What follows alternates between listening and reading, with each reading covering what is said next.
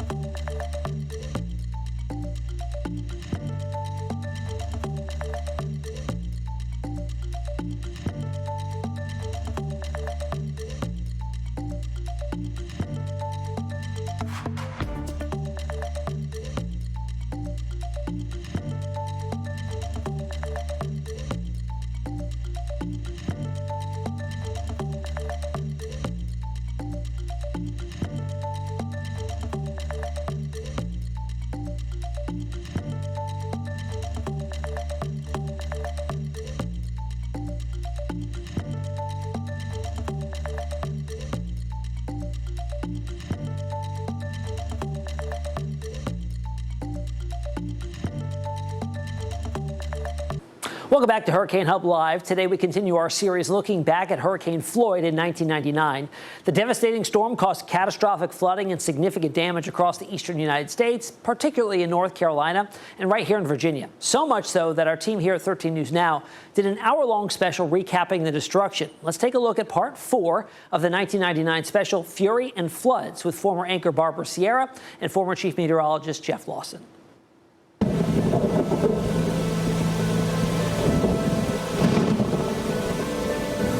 Many people living away from coastal areas thought they were safe in their inland shelters, but Floyd caught many of them by surprise. It was a sad and shocking sight when they first found out what Floyd's floods had taken away.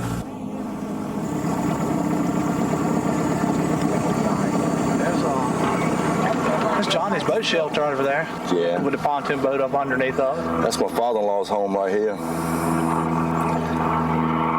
I was out here Wednesday morning and it hadn't even started in the bottom basement yet. That's how fast it came up. There's nothing we can do but stand here and look at the water. You would never believe it unless, even just standing here and looking, you would not believe it till you can actually open the door of a house and see everything you own floating. I think when everybody gets back in their houses, that's when it's going to really hit everybody, when they see what their loss is.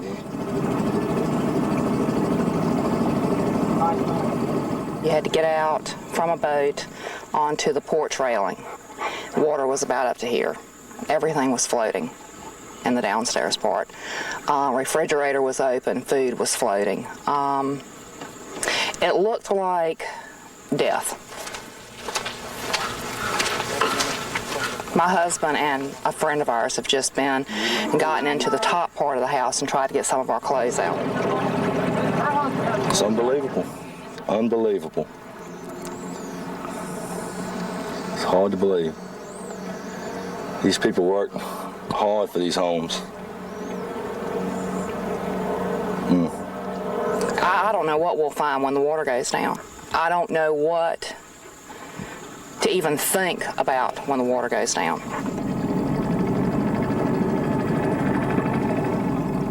Everybody down here has helped everybody tremendously. That's the only way you get through it.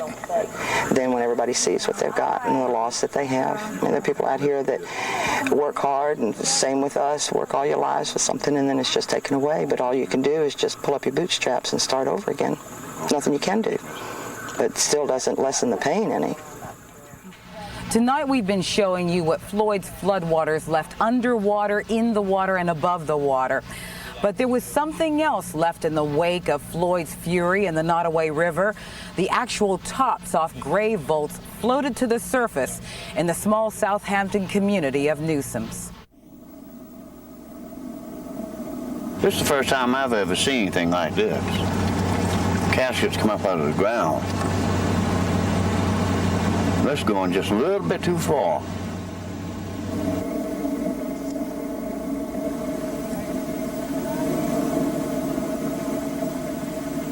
We don't expect this kind of thing because the flood, the way it has been, I understand that there are other cemeteries that have gone through similar circumstances, and we're doing the best we can as quickly as we can to notify these families and have them, the loved ones, put back to rest.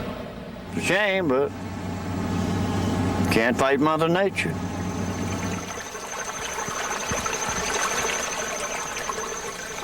I think that's a sorry sight, really.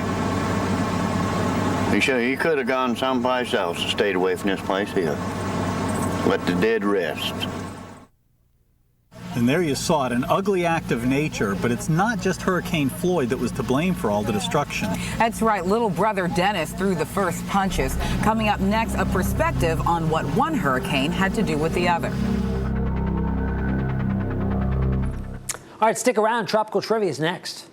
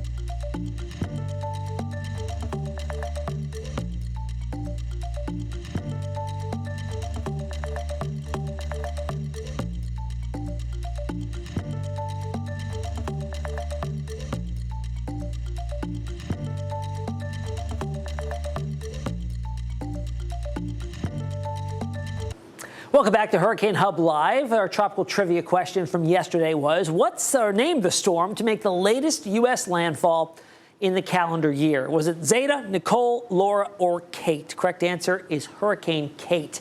Back in 1985, it made landfall in the panhandle of Florida all the way on November 22nd. Hurricane season does go from June 1st to November 30th. Latest landfall in the calendar year, right there in Florida. All right, that's the latest for Hurricane Hub Live tonight, folks. Remember, we are here 7 days a week for Hurricane Hub Live at 8 p.m. This weekend, you'll have Hunter Forrest for the latest on the tropics.